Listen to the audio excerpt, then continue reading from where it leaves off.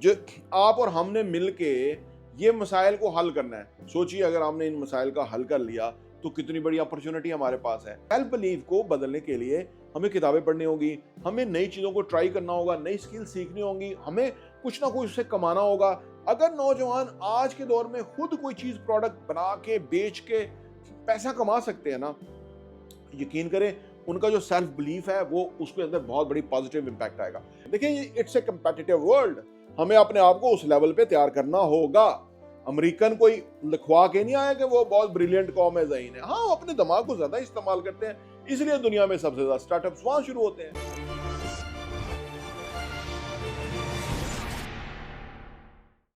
بسم اللہ الرحمن الرحیم. السلام علیکم ورحمۃ اللہ وبرکاتہ. میرا نام احمد عقیل ہے, آپ دیکھ رہے ہیں پراپرٹی ویژن ٹی وی. 2025 آ گیا ہے. 2025 میں نوجوانوں کے لیے ہمارے پاس اتنی کام کی چیزیں ہوں گی کہ اگر 2025 جو ہمارا چینل سبسکرائب کر لے گا وہ اس کی زندگی یکسر بدل جائے گی, اس کی زندگی 10x ہو جائے گی, اس کی زندگی ایکسٹرا آرڈنری ہو جائے گی. کیونکہ جو 2025 میں ہم کانٹینٹ لے کے آ رہے ہیں نا انشاءاللہ تعالی, وہ آپ کی زندگیوں میں بہت بڑا امپیکٹ کریٹ کرے گا اور فوکس ہمارا بہت زیادہ نوجوانوں کی طرف ہوگا. دیکھیے نوجوانوں کے ساتھ پرابلم کیا ہوا. پاکستان میں کوئی 14 کروڑ نوجوان ہیں اور وہ لوگ مایوس ہیں, ان لوگوں کو کوئی اپرچونٹی نہیں نظر آتی, ان لوگوں کو کوئی مستقبل نہیں نظر آتا, کوئی جابز نہیں ہے, کوئی انڈسٹری کارخانہ بزنس نہیں ہے. ریئل اسٹیٹ کا بزنس تھا وہ بھی ٹھپ پڑا ہوا ہے. تو نوجوان بڑے مایوسی میں جا رہے ہیں, چھوٹے چھوٹے کرائمز کے اندر پڑ گئے ہیں کیونکہ وہ ان کا سروائیول نہیں ہو رہا ہے. بڑا بہت ہی غلط ہے. دیکھیے یہ وہ فکر ہے, یہ وہ سوچ ہے جو میں اپنے آپ کو ذمہ دار سمجھتا ہوں سب سے زیادہ, کیونکہ میری عمر 51 ایئر ہے. میرے پاس کوئی عہدہ نہیں ہے, میرے پاس کوئی مقام و مرتبہ نہیں ہے, میرے پاس وہ کچھ نہیں ہے, وہ مجھے ریکوائرڈ ہی نہیں ہے. اس کی وجہ یہ کہ اگر میں وہاں پہنچ جاتا تو میں بھی کانا ہو جاتا. جس طرح یہ سارے عہدوں پہ بیٹھے ہوئے لوگ ایک دوسرے کے کانے ہیں. جو ان سے ایکسپیکٹ کیا جا رہا ہے وہ نہیں ہے کر رہے نوجوانوں کے لیے, اور ان سے یہ ایکسپیکٹ نہیں کیا جا رہا کہ وہ اپنا کوئی گردہ نکال کے دے دیں یا اپنا کوئی بلڈ کی 10 بوتلیں دے دیں یا اپنی ٹانگ کاٹ کے دے دیں. ان سے یہ نہیں ایکسپیکٹ کیا جا رہا. ان سے صرف یہ ایکسپیکٹ کیا جا رہا ہے کہ خدا کو حاضر ناظر جانے, آپ نے قبر کے گڑھے میں جانا ہے, آپ کا حشر روز محشر وہی ہوگا جو آج کر کے جاؤ گے. جتنی ذمہ داری بڑی بڑی سیٹوں میں بیٹھے ہوئے, خدا کا خوف کرو, غیرت پکڑو, حلالی بن جاؤ. جو آپ کے ذمے کام ہے, جس کا آپ کو معاوضہ ملتا ہے, جس کے لیے آپ کو وہاں بٹھایا گیا ہے, جس کے لیے آپ کو پوزیشن مقام و مرتبہ دیا گیا ہے, اس میں حرام نہ کھاؤ, رشوت نہ کرو, اقربا پروری نہ کرو, سفارش نہ سنو, انصاف کے مطابق کام کرو. اگر اپنا فائدہ سوچتے ہو تو یہ دنیا کا آپ کچھ نہیں بگاڑ سکتے, آپ دنیا کا بال بیکا نہیں کر سکتے. آپ جیسے کئی آئے ہٹلر جو کہ دنیا کو پتہ نہیں کیا کرنا چاہتے تھے, آج خود کو گولی مار کے گیا وہ ہٹلر.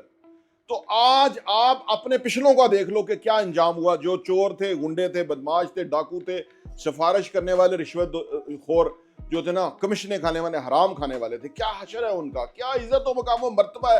دیکھ تو لو, آنکھیں تو کھول لو, ٹھیک ہے نا. حرام کی آپ کے اوپر پٹی جو ڈلی ہوئی ہے. لوگ نوجوان ہمارے پیاسے ہیں, ترس رہے ہیں. وہ کس چیز کو؟ صرف ان کے گھر کے مسائل ہے اس کو وہ حل کرنا چاہتے ہیں. یہ ان کا جرم بن گیا آج کے دور کے اندر, آج کے معاشرے کے اندر. دیکھیے میں آپ نوجوانوں سے بات کرنے جا رہا ہوں. دیکھیں آپ کو اللہ نے جو بنایا ہے نا وہ آپ کو پتہ نہیں ہے. یہی تو ہم اصل میں 2025 میں بتانے جا رہے ہیں کہ آپ کیا ہیں, آپ کے اندر کیا انرجیز ہیں, آپ کے اندر کیا خاص انگریڈینٹس اللہ تعالیٰ نے دیے ہوئے ہیں. کبھی یہ نہ سمجھیے گا کہ مشکل صورتحال جو ہوتی ہے اس کے اندر انسان جو ہے وہ پیرش ہو جاتا ہے, تباہ ہو جاتا ہے, برباد ہو جاتا ہے. کبھی یہ نہ سوچیے گا. مشکل صورتحال جو ہے وہ انسانوں کو بناتی ہے, قوموں کو بناتی ہے, اور ہم اس وقت مشکل صورتحال کے اندر ہیں. میں جانتا ہوں کہ آپ ناانصافی دیکھتے ہیں, میں جانتا ہوں کہ آپ جہاں نوکری لینے کے لیے جاتے ہیں, اگر کوئی نوکری کی رتی بچی بھی ہے تو وہاں پہ وہ بندہ آ کے بیٹھ جاتا ہے جس کی کوئی سفارش ہے, جس کا کوئی رشتہ دار ہے, جس کا کوئی عزیز ہے, یا اس نے رشوت دی ہوئی ہے. ان لوگوں کو حرام کھانے دیں, ان لوگوں کو آپ ان پہ ترس کھائیں, ان لوگوں کے اوپر کہ اتنی بڑی سیٹ کے اوپر بیٹھ کے اتنا چھوٹا انسان ہے کہ جو اپنے حرام کی خاطر, اپنے لالچ کی خاطر جو ہے وہ کس لیول پہ گر رہا ہے, کتنا وہ جو ہے اپنے آپ کو نقصان پہنچا رہا ہے. تو آپ ان پہ ترس کھائیں. آپ کی جو صلاحیتیں ہیں وہ ان کو بروئے کار لانا ہوگا, ان کو کام میں لانا ہوگا. ہمارا پورا ایجوکیشن سسٹم کلیپس کر چکا ہوا ہے, ٹھیک ہے نا. یہ آئی ٹی, جس آئی ٹی کو یہ ہمارے پڑھا رہے ہیں, یہ 2020 کی آئی ٹی ہے جو ہمارے یہ ادارے یہ پڑھا رہے ہیں. جو آئی ٹی دنیا میں آ رہی ہے وہ یہاں پہنچ ہی نہیں رہی ہے. وہ دنیا کی یونیورسٹیز کے اندر پڑھائی جاتی ہوگی, یہاں وہ فیکلٹی نہیں ہے, وہاں یہاں وہ انٹلیکچوئل لیول نہیں ہے. تو لہٰذا آپ ان کے پیچھے پھر کے اور خوار ہوں گے, ڈگریوں کے پیسے دیں گے.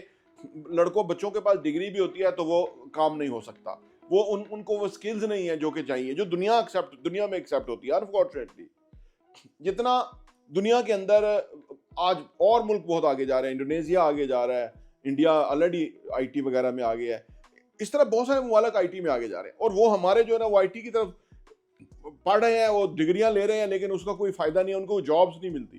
تو دیکھیں یہ ہمارا پرابلم ہے. ہمارا ہیلتھ سیکٹر ڈیزاسٹر ہو گیا, تباہ ہو گیا. ہیلتھ سیکٹر کے اندر آپ کہیں چلے جائیں آپ کو کمپیٹنٹ لوگ ہی نہیں ملیں گے. رش اتنا ملے گا آپ کو سرکاری ہاسپٹلس کے اندر. یہ مسائل ہیں, یہ مسائل ہم نے حل کرنے ہیں.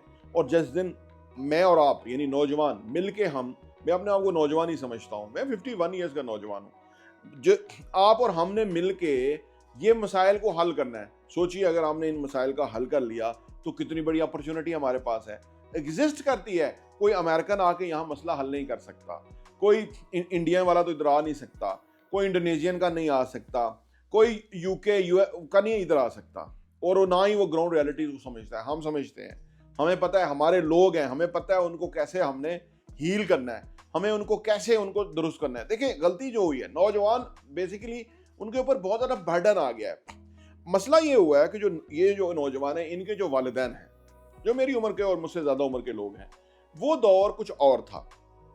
اس دور کے اندر بہت ہی سلیکٹیو کیریئرز ہوتے تھے, بچے خود بخود ان کیریئرز میں چلے جاتے تھے, ان کو کوئی نہ کوئی اپرچونٹی اور وہ مل جاتا تھا. لیکن آج کیونکہ کیریئرز بہت زیادہ ہو گئے ہیں, پیرنٹس کی جو ہے نا وہ اتنی اپنا جو ہے نا ان کا لیول نہیں ہے, ان کا اپنا ایک وہ پریپریشن نہیں ہے, وہ ان کی مطالعہ اسٹڈی ریسرچ نہیں ہے جس کی وجہ سے وہ نوجوانوں کو گائیڈ کر سکے.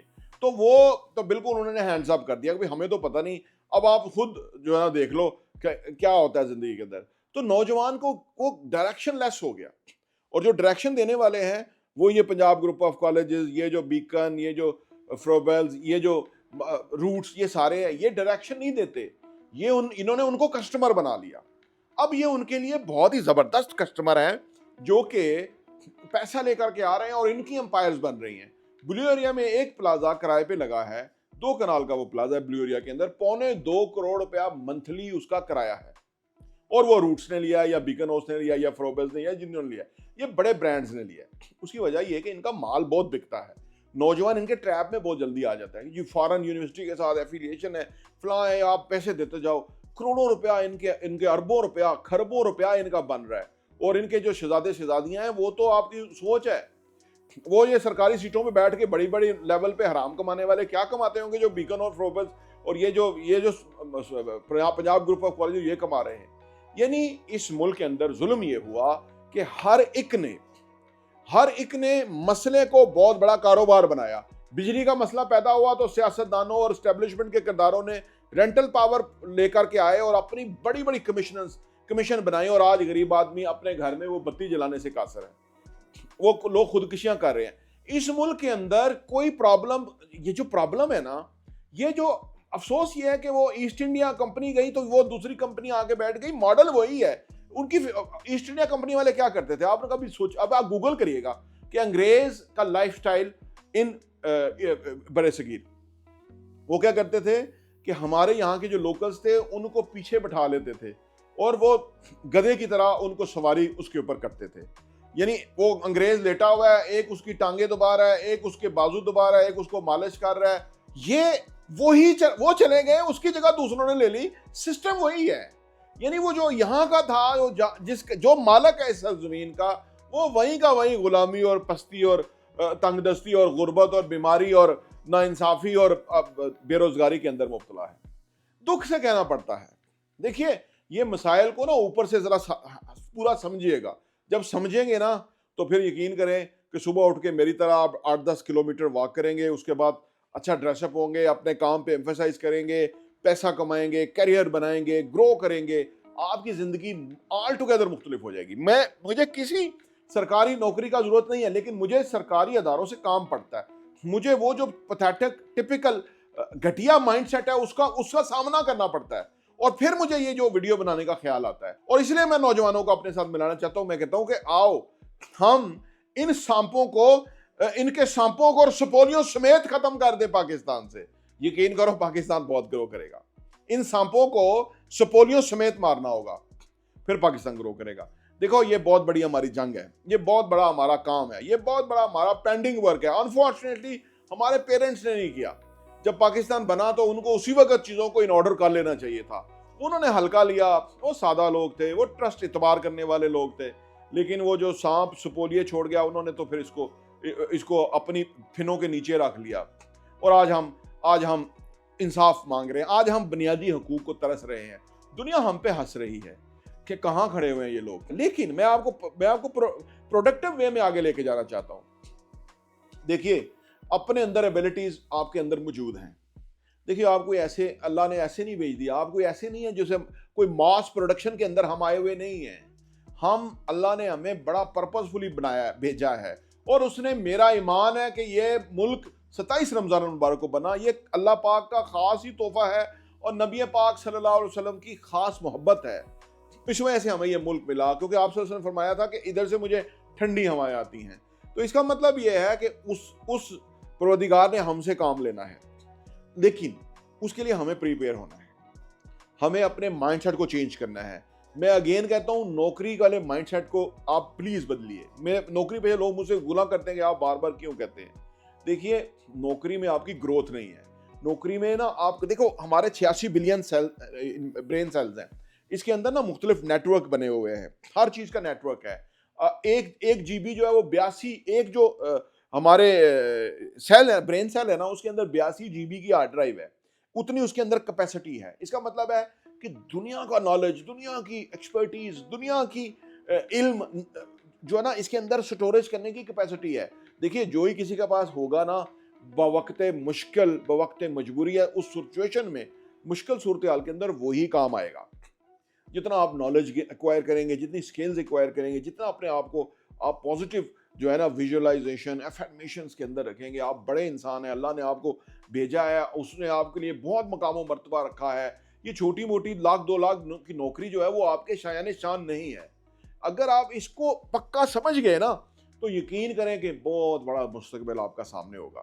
انفارچونیٹلی جو ہمارا پور سب کانشیس بن جاتا ہے نا, جو ہمارا معاشرہ سسٹم, ہمارے رشتہ دار, ہمارا رہنے کی جگہ, وہ ہمارا پور سسٹم سیلف بلیف جو ہے وہ بنا دیتے ہیں. سیلف بلیف کو بدلنے کے لیے ہمیں کتابیں پڑھنی ہوگی, ہمیں نئی چیزوں کو ٹرائی کرنا ہوگا, نئی سکل سیکھنی ہوں گی, ہمیں کچھ نہ کچھ اس سے کمانا ہوگا. اگر نوجوان آج کے دور میں خود کوئی چیز پروڈکٹ بنا کے بیچ کے پیسہ کما سکتے ہیں نا, یقین کریں ان کا جو سیلف بلیف ہے وہ اس کے اندر بہت بڑی پازیٹیو امپیکٹ آئے گا. بے شمار لوگ کہتے ہیں کہ جی وہ پیسہ جو ہے نا وہ بہت بڑی اس وقت جو ہے نا لوگوں کا فوکس ہو گیا ہے, اور جو ان کی ویلیوز ہیں اور ان کا جو وہ کلچرلی ہے یا ان کا جو ریلیجن ہے وہ پیچھے رہ گیا ہے. میں اس سے اختلاف کرتا ہوں, کیونکہ ہمارا دین کہتا ہے کہ جو غربت اور جہالت ہے وہ آپ کو کفر تک لے جاتی ہے. تو میرا ایمان ہے کہ اگر آپ فائنینشلی ساؤنڈ ہوں گے, اگر آپ خوشحال ہوں گے, تو آپ دین کے اچھا پریکٹس کریں گے, دین کو آپ دین کے لیے کوئی رفائی کام کریں گے, آپ لوگوں کے لیے کوئی فلاح کا باعث بنیں گے, اور آپ اچھے اور سچے مسلمان بنیں گے. کیونکہ دین ہماری جینز کے اندر ہے.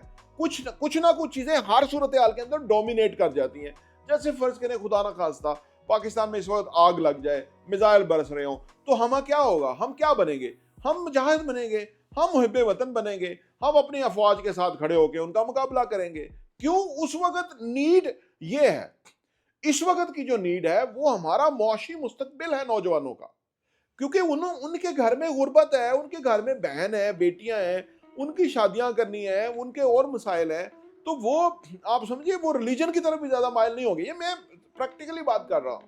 ویسے تو ریلیجن کے بغیر بندہ کما ہی نہیں سکتا. خوشحالی ریلیجن کو ایک طرف رکھ کے نہیں ہے, کیونکہ ریلیجن ہمیں بتاتا ہے کہ ایمانداری کا مظاہرہ کرنا ہے, اور ایمانداری جو ہے وہ آپ کو زیادہ پیسے کی طرف آپ کے آنے کا باعث بنتی ہے. ईमानदार होंगे तो पैसा कमाएंगे, लेकिन हमारे जो पुअर सब कॉन्शियस है, जो बिलीफ सिस्टम है, वो बना हुआ है कि जिसने भी पैसा कमाया वो हराम से ही कमाया हुआ है। ठीक है, सरकारी नौकरियों वालों के हराम से कमाया हुआ है, क्योंकि उसकी 2 लाख रुपए तनख्वाह है, वो 2 मिलियन का जो लाइफस्टाइल है वो कैसे अफोर्ड कर रहा है, उसने हराम कमाया। ये सीधा बात है, सिंपल फिनोमेना है। या तो वो डिक्लेयर करे कि जी मेरा ये साथ में कारोबार भी है, वो उसके हल्फ की खिलाफ वर्जी होता है, वो डिक्लेयर नहीं करता, और वो फिर अपनी ही पोजीशन को इस्तेमाल करके वो पैसा बनाता है, वो हराम है। देखें, अदरवाइज अगर कोई कारोबार कर रहा है, कोई सेवर फूड बेच रहा है, कोई फ्रेस्को स्वीट बेच रहा है, कोई कुछ बेच रहा है, कोई फर्नीचर बेच रहा है, कोई प्रॉपर्टी बेच रहा है, कोई कुछ बना के बेच रहा है, तो वो उसको चेक करें आप कि उसने टैक्स दिया कि नहीं दिया, वो तो अथॉरिटी का काम है। अदरवाइज अगर वो टैक्स देता है जो भी है, और वो टैक्स दिए बगैर तो कोई रह नहीं सकता आज के दौर के अंदर। कोई ट्रांजैक्शन नहीं होती, कोई प्रॉपर्टी नहीं आपके नाम की होती, आपने इतने टफ कवानीन बना दिए, तो कोई कैसे बच सकता है टैक्स दिए बगैर।